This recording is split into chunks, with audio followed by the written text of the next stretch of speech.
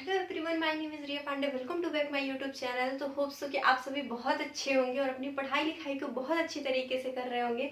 तो आप सभी कैसे हैं कमेंट करके ज़रूर बताएं। और आज की वीडियो बहुत ही इंटरेस्टिंग होने वाली है। जैसे कि आप जानते हो कि लास्ट वीडियो में हमने मैट्रिक्स से रिलेटेड जो बेसिक टॉपिक होते हैं, बेसिक उसके कॉन्सेप्ट होते हैं कि कैसे क्या चीज़ें फाइंड करनी होती है, मैट्रिक्स के टाइप कितने होते हैं, ये सारी चीज़ें हमने पिछली क्लास में देख ली थी।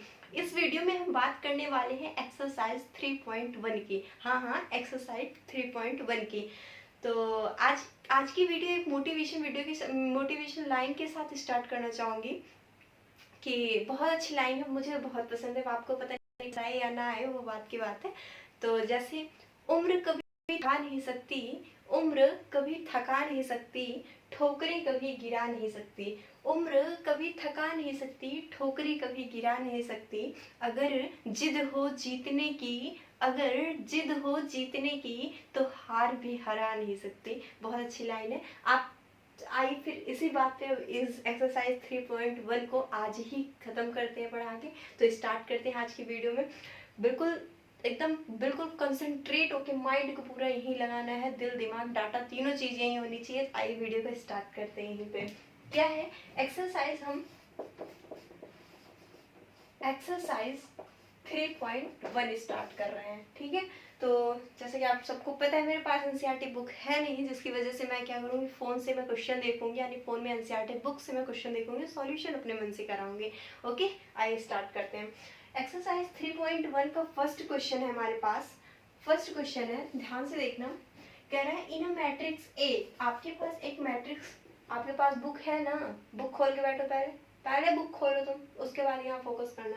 ठीक है, ठीक है, चलो। कह रहा है इन अ मैट्रिक्स, आपके पास एक मैट्रिक्स है जिसमें कह रहा है 2, 5, 19 एंड -7। और कह रहा है 30, 35, -2, 5/2, 12, √3, 1, -5 एंड 17। ये आपके पास एक मैट्रिक्स है। जो ये आपको एक मैट्रिक्स दिख रहा होगा, हाँ जी बिल्कुल दिख रहा है, मैट्रिक्स तो दिख रहा है मुझे। ठीक है, इसमें फर्स्ट क्वेश्चन कह रहा है order of matrix, order of matrix.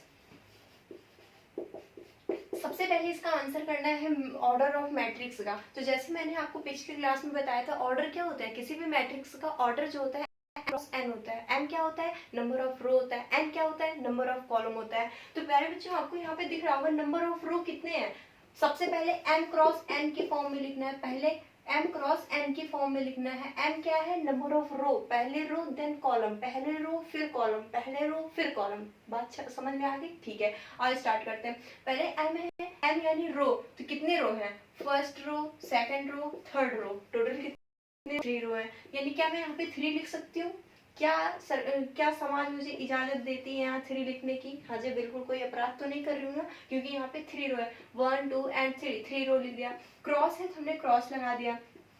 N, N क्या होता है, नंबर कॉलम, कॉलम कितने हैं, 1, 2, 3 एंड 4, कितने हैं, 4। तो then we can say this is the order of matrix. Order of matrix कितना आ गया प्यारे बच्चों, 3 क्रॉस 4 आ गया। क्या बात क्लियर हुई, क्या बात क्लियर हुई? ओके, सेकंड क्वेश्चन इसमें पूछ रहा है the number of element, the number of element. हमें क्या बताना है, नंबर ऑफ एलिमेंट। तो जैसे कि आपको याद होगा, अगर आप पिछला वीडियो देख के आए हुए हो, तो आपको ये बात बिल्कुल एकदम कंसंट्रेट तरीके से याद होनी चाहिए। क्या कि किसी भी मैट्रिक्स में नंबर ऑफ एलिमेंट कितने होते हैं, m क्रॉस n, यानी m मल्टीप्लाई n के इक्वल होते हैं। तो जैसे कि m क्या है, 3 है, n क्या है, 4 है। तो 3 4 जा 12, यानी टोटल नंबर ऑफ एलिमेंट कितने, इस मैट्रिक्स में कितने टोटल एलिमेंट होंगे, 12 एलिमेंट होगा। Now is it clear, have you know doubt? Okay, चलो थर्ड पॉइंट हम कहते हैं, जहां ना समझ में आए जस्ट वीडियो को रोकना और तुरंत कमेंट करके मुझे बताना। ठीक है, और पक्का दो एक कमेंट मुझे आए हुए थे, मुझे बहुत अच्छा लगा वो देखकर। आप ट्राई करना कि अगर आपको ना समझ में आए तुरंत वीडियो में तुरंत मुझसे डाउट पूछें और मैं पक्का रिप्लाई करूंगी। तो आइए स्टार्ट करते हैं। थर्ड क्वेश्चन कह रहा है, इसी में कह रहा है कि हमें कौन कौन से एलिमेंट बताने हैं। चलो यहाँ से देख लेते हैं। थर्ड वाले में हमें कह रहा है 3 एलिमेंट हमें बताने, कौन कौन से, नहीं 3 नहीं, A13 की वैल्यू बतानी है एंड A21 की वैल्यू बतानी है, A33 की वैल्यू बतानी है, A24 की वैल्यू बतानी है, A23 की वैल्यू बतानी है। ठीक है, चलिए अब इसमें हम मिलाएंगे क्या, A13 ये क्या है, AIJ के फॉर्म में लिखा है, AIJ के फॉर्म में लिखा है। पहले I यानी ith रो, J मतलब जेथ कॉलम, ith रो जेथ कॉलम, तो यानी I यानी 1 क्या है, row, row number first and column number third. आप यहाँ पे देखो रो नंबर फर्स्ट यानी ये वाली रो हो गई, अब कॉलम नंबर कह रहा है थर्ड यानी 1 2 3, तो क्या ये वाला एलिमेंट नहीं होगा, ध्यान से फिर से रो नंबर फर्स्ट है, ये वाली फर्स्ट है R1 2 and 3, row number first column number third, तो यानी 19 आ गया, इसकी वैल्यू क्या हो गई 19 हो गया। अगर मैं A21 की बात करूं यानी second row first column, second row first column, तो यानी 35, इसका आंसर क्या होगा यहाँ पे 35। अगर मैं A33 की बात करूं यानी थर्ड रो थर्ड कॉलम, तो थर्ड रो देखो फर्स्ट सेकंड थर्ड, ये वाली third row and third column, first second third यानी ये वाला थर्ड कॉलम, यानी ये -5। इज इट क्लियर, कोई दिक्कत तो नहीं हो रही है, बात समझ में आ रही है मैं क्या बोल रही हूँ। ठीक है, अगर A24 की बात करूं मैं तो यानी सेकंड रो ओके, यानी पहले 2 है यानी ith रो यानी सेकंड रो, और कौन सा column, fourth column, first second third and fourth, second row का फोर्थ कॉलम यानी आ रहा है हमारे पास 12 आ रहा है। अगर A23 की बात करूं मैं, A23 ध्यान दो, second row third column, second row third column यानी 5/2, इसका आंसर कितना 5/2। Is it clear, any doubt, अगर आपको इसमें कोई डाउट हो वीडियो को स्क्रीनशॉट ले लो इसका, या समझ में आ गया तो खुद से सॉल्व कर लो, अगर कोई डाउट हो तो आप तुरंत डाउट क्लियर करें। चलिए we will proceed to next question. Second question मिटा दूं मैं, ओके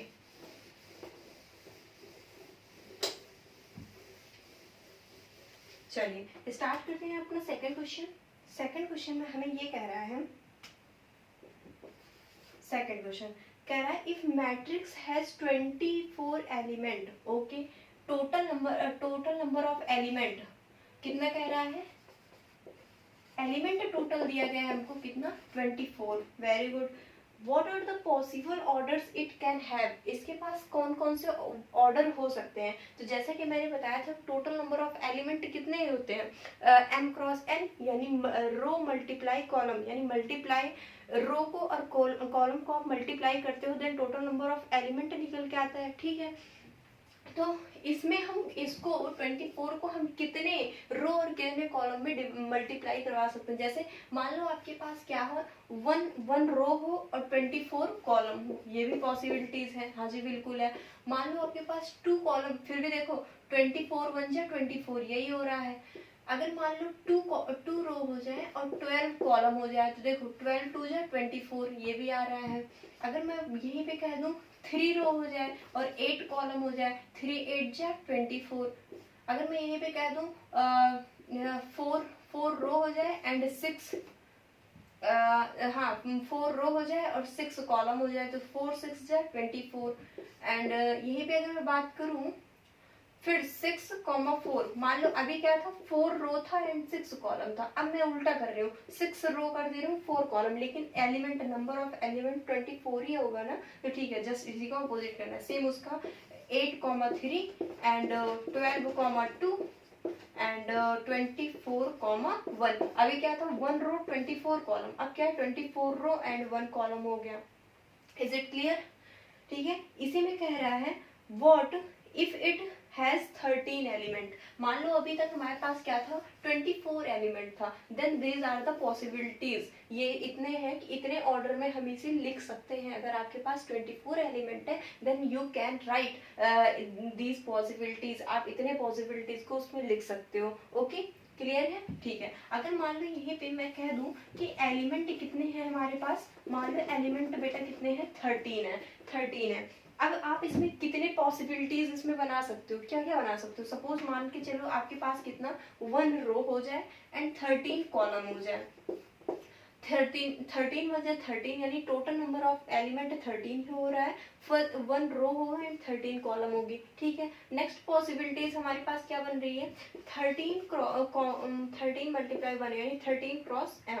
ठीक है, 1 तो यानी m हो गया एंड n हो गया। टोटल नंबर ऑफ रो कितने हैं 13, नंबर ऑफ कॉलम कितने हैं 1, तो यानी ये भी पॉसिबिलिटी हमारी दे रही है 13 की। क्या इसके अलावा बेटा सोचो, आप ध्यान से समझो इस बात को, क्या इसके अलावा और कोई पॉसिबिलिटी उसमें दिख रही है? क्या आप इसके अलावा कोई भी इसमें टास्क रख सकते हो कि हाँ मतलब ये भी ऑर्डर हो जाए? ऐसा तो पॉसिबल है नहीं, क्योंकि 13 जो होती है 13 एक प्राइम नंबर होता है जो कि खुद से कटता है, अदरवाइज 1 से कटता है। इसके अलावा और किसी में हिम्मत नहीं होती जो उसको काट दे। क्लियर है बात? अगर क्लियर हो गई हो तो छाप लो जो इसमें छापने लायक दिख रही हो, अदरवाइज समझ गए हो तो बहुत अच्छी बात है। और कोई डाउट हो तो आप हमें कमेंट करके जरूर पूछें। ठीक है, क्या मैं थर्ड क्वेश्चन में बता दूं? ठीक है, चलो थर्ड क्वेश्चन स्टार्ट करते हैं। थर्ड क्वेश्चन में हमसे कह रहा है, ध्यान से समझना, if a matrix has 18 element what are the same question. बेटा मैं ये क्वेश्चन बिल्कुल नहीं बता रही। 18 जैसे अभी क्या था 24, हाँ 24 था, अभी 18 दे दिया। क्या 18 1,18 2,9 एंड 3,6 6,3 ऐसे नहीं कर पाओगे? इतना इजी भाई, मुझे शर्म आ रही है, इतना इजी क्वेश्चन मैं नहीं बता रही। आपको अगर नहीं आ रहा है तो आप एक बार ट्राई करो, बिल्कुल आ जाएगा अगर आपको मैट्रिक्स समझ में आ रही है, क्योंकि आज तक दुनिया में इससे इजी क्वेश्चन बने ही नहीं है। इस थर्ड क्वेश्चन को मैं बताऊं, इतने बुरे दिन नहीं आए कि मैं थर्ड क्वेश्चन बताऊं। ठीक है, चलो फोर्थ क्वेश्चन स्टार्ट कर दूं। चलो फोर्थ क्वेश्चन, एक्चुअली वीडियो थोड़ा लेंथी हो जा रहा होगा तो आइए फोर्थ क्वेश्चन अभी जस्ट दूसरी वीडियो में आप तुरंत जाके देखो, नीचे दूसरी वीडियो में आपको फोर्थ क्वेश्चन मिले। तब तक के लिए बाय बाय, टाटा, मिलते हैं नेक्स्ट वीडियो में।